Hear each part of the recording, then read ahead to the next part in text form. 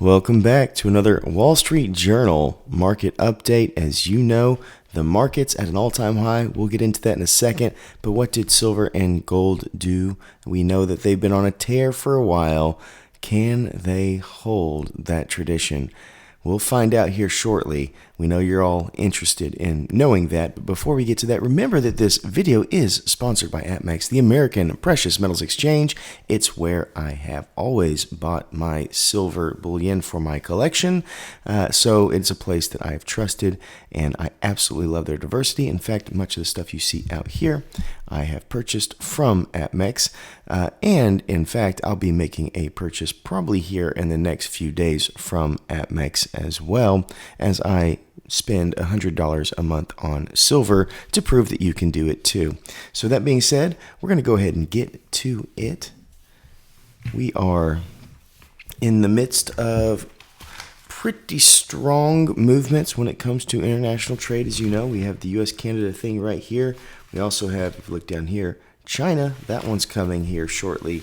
I believe Trump is meeting with Xi in a handful of days, and that should be a meeting we are all very excited about. We're going to go ahead and get to the markets. As we look at the market data, we mentioned the markets did really well this week, and that is because we're seeing all-time highs yet again. Let me zoom in. That'll be easier for you. Here we are. Dow Jones, 47207, up 472 points, 1% gained. And yes, that means we're at another all-time high, the 24th, which was yesterday, Friday. It closed. Here's the roller coaster to prove it. We are now at 47,000. Do you think that we hit 50,000 on the Dow by the time Trump leaves office? I don't know. It very well could happen. It's only 3,000 away. So that's something that I could see happening, but I don't know. That's a big milestone. S&P 500, we're at 6791, 53 points up, or 0.79. But that was enough, folks. All-time high. And there's your roller coaster of proof. We landed here at the end. And NASDAQ 23,204 right there. And that's going to be another 1.15%. And we are at an all-time high. All three markets killing it. That's very, very awesome to see. And we're looking at our international stocks now. What did the rest of the world do? Canada responded in full. They have about a 0.5% growth, so about half of what America saw. Canada saw as well, and we know that those negotiations have stalled a little bit between Canada and the United States, but we're hoping that that all moves forward for the benefit of both parties. Netherlands sits there at 52, well, 0.52 really, and it is looking in a good spot. Norway, on the other hand, the opposite direction, negative 0.6 right there. We go down to Sweden, who is sitting at 1% gained. Gotta love that for the Swedes. Turkey, what is going on in Turkey? We have 3% gained. It seems like every single week we're up to 3% on one way or the other, which I'm just putting out there. Of all these markets, may be the most volatile of them all. I know their geography is not helping them, being in the middle of so much turmoil. UK doing all right, 0.7, 0.75 respectively for their two big indices. Asia Pacific did really, really well this week. China, 0.71. Hong Kong, 0.74. Japan, 1.35. South Korea, 2.5%. Really awesome. And Thailand over there is at 0.89%. Taiwan closed. I'll be interested to see what Taiwan has to say with all the chip stuff going on once they open again. So markets really, really did well, but how did it do in relation to our metals?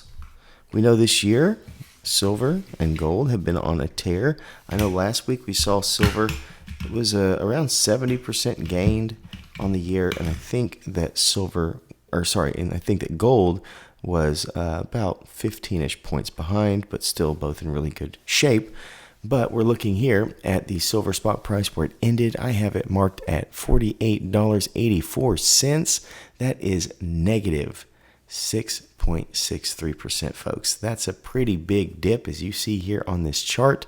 $3.30 in this dip. I wonder how many people will capitalize on it and try to purchase. I know I have. In fact, it's all of these coins right here. These are all for sale on my website, hobbysilver.com. So if that is something that you are looking to buy, I do have them listed, and I'm not changing the price. So if silver goes up to $50, you'll be able to buy some of these at spot value. So that being said, we'll be there to support you if that's on your mind. So how did silver do against the US dollar? Well, the US dollar basically was flat, as you can see here. It was 0.39% in the positive, but silver tanked. So that's, US dollar doesn't win often, so let's go ahead and give it a cheer. We know that the Dow Jones and the S&P did well. They were both 1% gained, but silver did not. So the chart that shows the disparity there looks pretty dramatic, and folks, it is. And that's okay. This is just 1 week. Maybe silver jumped a little bit too high. Some people would say not enough, and that's okay. That's an argument for the comments.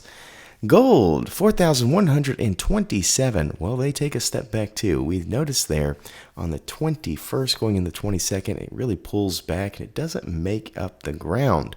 That's negative 3.47% on the week, or about $150.